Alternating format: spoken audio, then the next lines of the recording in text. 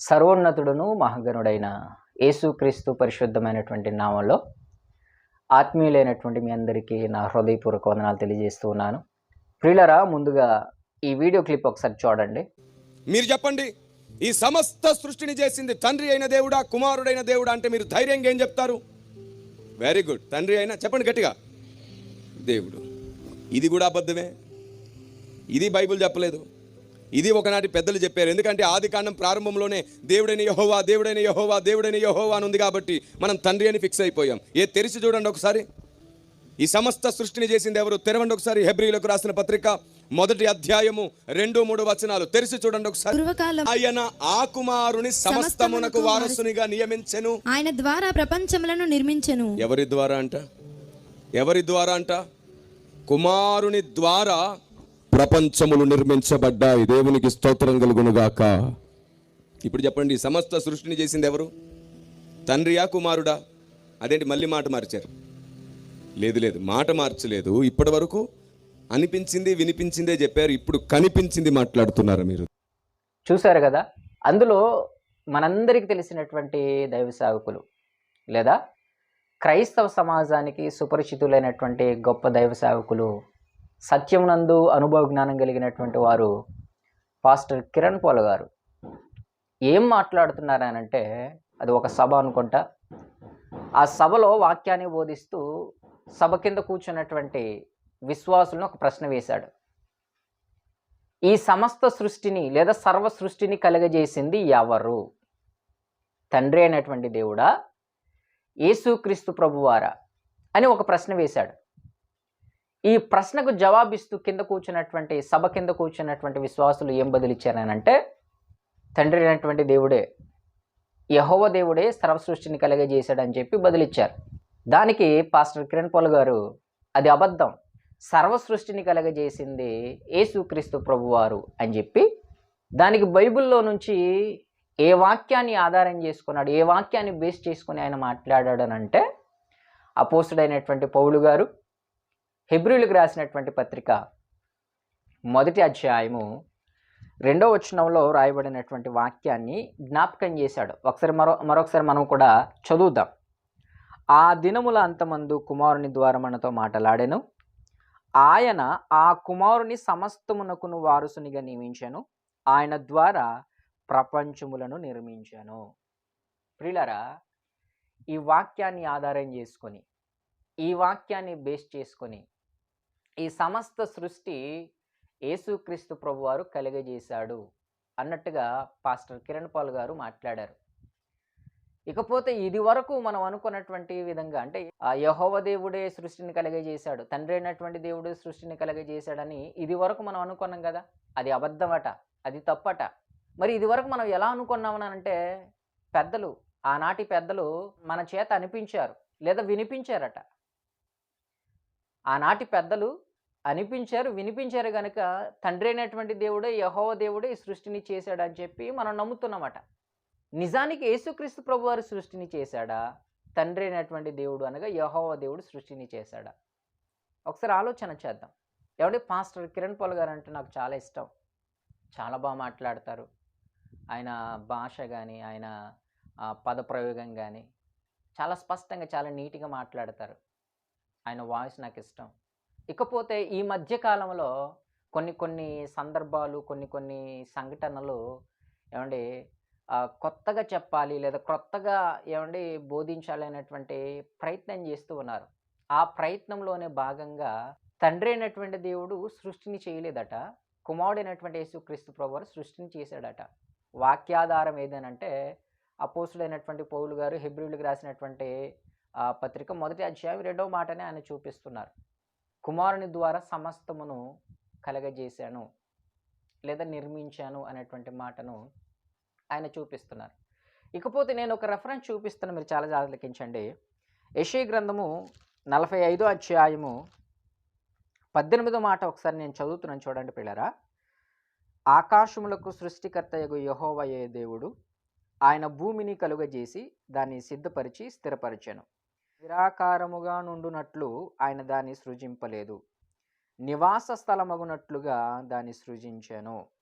ప్రియులారా, గమనించండి, యెషయా గ్రంథం 45 అధ్యాయము 18 మాటలో రాయబడినటువంటి మాట ప్రకారంగా సృష్టిని లేదా ఆకాశమును భూమిని ఎవరు కలగజేశారట? తండ్రి అయినటువంటి దేవుడు, యెహోవా దేవుడే.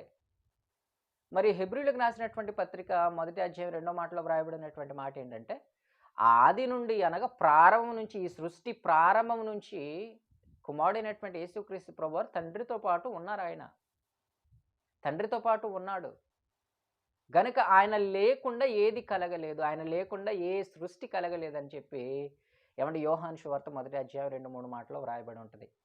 ఆయన ద్వారా అంటే యేసుక్రీస్తు ప్రభువారి ద్వారా సృష్టిని నిర్మించింది లేదా సృష్టిని తయారు చేసింది, సృష్టిని కలగజేసింది తండ్రి అయినటువంటి దేవుడే.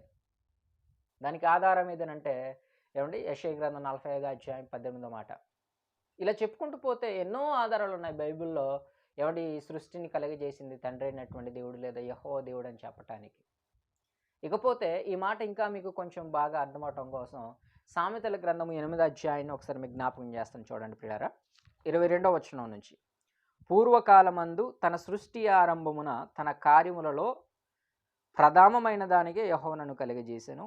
అనాది కాలం మొదలుకొని మొదటి నుండి భూమి ఉత్పత్తి అయిన కాలమునకు పూర్వము నేను నియమింపబడి తిని, ప్రవాహ జలములు లేనప్పుడు, నీళ్లతో నిండిన ఊటలు లేనప్పుడు నేను పుట్టి తిని, పర్వతములు స్థాపింపబడక మునుపు, కొండలు పుట్టక మునుపు, భూమిని దాని మైదానములను ఆయన చెయ్యక మునుపు, నేల మంటిని రవ్వంతయు సృష్టింపక మునుపు నేను పుట్టి తిని, ఆయన ఆకాశ విశాలమును స్థిరపరిచినప్పుడు, జలముల మీద మండలములను నిర్ణయించినప్పుడు నేను అక్కడ నుంటిని. అంటే యేసుక్రీస్తు ప్రభువారు సృష్టికి ఆరంభంలోనే, సృష్టికి ప్రారంభంలోనే నేల మంటిని రవ్వంతయు సృష్టింపక మునుపే తండ్రితో పాటు అనగా యెహోవా దేవునితో పాటు కుమారుడైనటువంటి క్రీస్తు వారు అక్కడ ఉన్నారు. అదే యేసుక్రీస్తు ప్రభువారు మాట్లాడుతున్నారు.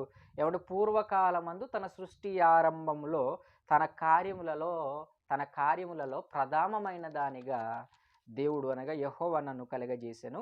అనాది కాలం మొదలుకొని మొదటి నుండి భూమి ఉత్పత్తి అయిన కాలమునకు పూర్వము నేను నియమింపబడి తిని. అంటే ఈ సర్వ సృష్టి లేదా సమస్త సృష్టి ఏమండి సృష్టింపబడక మునుపే కుమారుడైనటువంటి యేసుక్రీస్తు ప్రభువు తండ్రితో పాటు ఉన్నారు.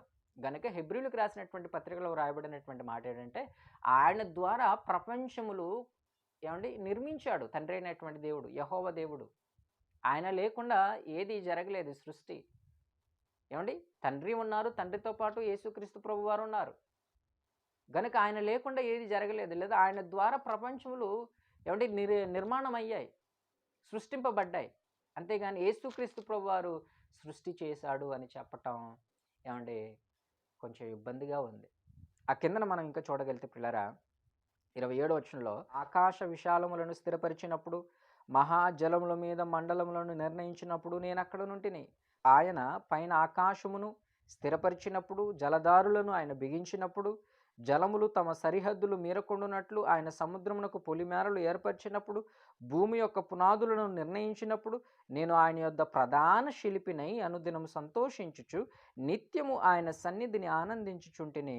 ఆయన కలగజేసిన పరలోకమును బట్టి సంతోషించుచు నరులను చూసి ఆనందించుచుంటిని. అంటే యేసుక్రీస్తు ప్రభువారు సృష్టి ఆరంభంలోనే, సృష్టి ప్రారంభంలోనే, మొదటి నుంచి ఆది నుంచి ఆయన ఉన్నవాడు. కనుక ఆయన ద్వారా సృష్టి నిర్మాణమైంది, ఆయన ద్వారా సృష్టి కలగజేయబడింది. కానీ సృష్టి చేసింది తండ్రి అయినటువంటి దేవుడే. సృష్టిని కలిగించింది తండ్రి అయినటువంటి దేవుడే, కుమారుడైనటువంటి యేసుక్రీస్తు ప్రభువారు కాదు. గనుక పాస్టర్ కిరణ్ పాల్ గారు హెబ్రీయులకు రాసినటువంటి పత్రిక 1 అధ్యాయం 2వ వచనంలో రాయబడినటువంటి మాట ప్రకారంగా ఆయన ఆ కుమారుని ద్వారా ప్రపంచంలో నిర్మించినానంటే ఎవరు నిర్మించారు? తండ్రి అయినటువంటి దేవుడు కుమారుని ద్వారా నిర్మించాడు. అంతేగాని కుమారుడు సృష్టిని నిర్మించలేదు, లేదా కుమారుడు ఈ ప్రపంచాన్ని నిర్మించలేదు, కుమారుడు ఈ సమస్త సృష్టిని నిర్మించలేదు. కానీ సృష్టికి ఆరంభం ఆయన ఉన్నాడు. సృష్టి కలగబడక ముందే, లేదా నేల మంటిని రవ్వంతే సృష్టింపక మునుపే ఏమండి తండ్రి అయినటువంటి దేవునితో పాటు కుమారుడైనటువంటి యేసుక్రీస్తు ప్రభువారు ఉన్నారు. గనుకని ఆయన ద్వారా కలగజేయబడింది, ఆయన ద్వారా నిర్మింపబడ్డాయి ఈ సృష్టి. యోహాను సువార్త 1 అధ్యాయం 2-3 వచనంలో ఆయన లేకుండా ఏది కలగలేదు. గనుక ఆలోచన చేయండి, పెద్దలైనటువంటి వారు, దైవజనులు మిమ్మల్ని ఎంతోమంది ఫాలో అవుతుంటారు. గనుక ఉన్నది ఉన్నట్టుగా మీరు బోధించండి. ఉన్నదాన్ని ఏదో కొత్తగా బోధించాలనేటువంటి ప్రయత్నం చేయకండి. క్రొత్తగా బోధించాలనేటువంటి ఆ ప్రయత్నంలోనే పొరబడ్డారేమోనని చెప్పి అనుకుంటున్నాను. గనుక వాక్యాన్ని బోధించినప్పుడు ఉన్నది ఉన్నట్టుగా బోధించండి. క్రొత్తగా లేని దాన్ని సృష్టించాలనేటువంటి ఆలోచన, అలాంటి ప్రయత్నం చేయొద్దు. మీ అందరికీ వందనాలు.